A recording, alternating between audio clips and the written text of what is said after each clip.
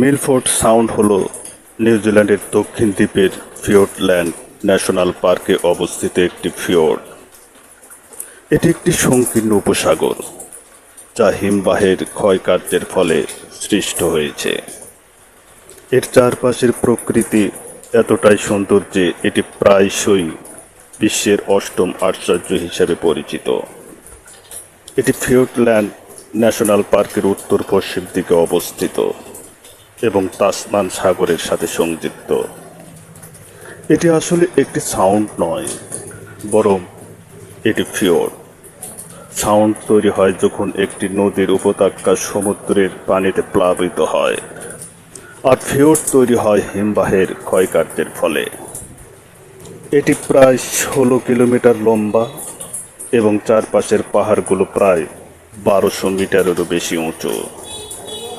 এখানে বিখ্যাত কিছু পাহাড় রয়েছে, যেমন মিট্টি পিক, যা 1692 মিটার উঁচু, যা দেখতে বিশপের মুকুটের মতো। এছাড়া সাদা এলিফ্যান্ট এবং দ্য লায়ন নামেও দুটি পাহাড় রয়েছে, যা দেখতে যথাক্রমে হাতি ও সিংহের মতো। মিলফোর্ড সাউন্ডে সারা বছরই প্রচুর বৃষ্টিপাত হয়। এই বৃষ্টির কারণে এর খাড়া পাহাড়ের গা বেয়ে প্রচুর অস্থায়ী জলপ্রপাত তৈরি হয়। এছাড়া এখানে দুটি স্থায়ী জলপ্রপাত রয়েছে, সেগুলো হলো লেডি বয়েন ফলস এবং স্টার্লিং ফলস। মিলফোর্ড সাউন্ডের গভীর জলে বিভিন্ন ধরনের সামুদ্রিক প্রাণী দেখতে পাওয়া যায়, যেমন ডলফিন, চিল এবং বিরল ধরনের ফিওর্ডল্যান্ড ক্রেস্টেড পেঙ্গুইন। এখানকার পানির একটি অন্যতম বৈশিষ্ট্য হল বৃষ্টির কারণে উপরে একটি মিষ্টি পানির স্তর তৈরি হয়।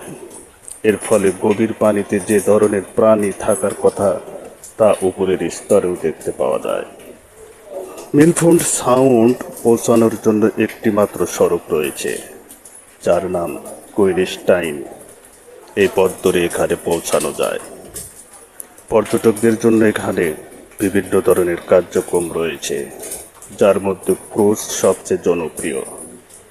এছাড়া রয়েছে কায়াকিং, স্কুবা ডাইভিং এবং পাহাড়ের উপর দিয়ে ফ্লাইং ট্যুরেরও ব্যবস্থা আছে।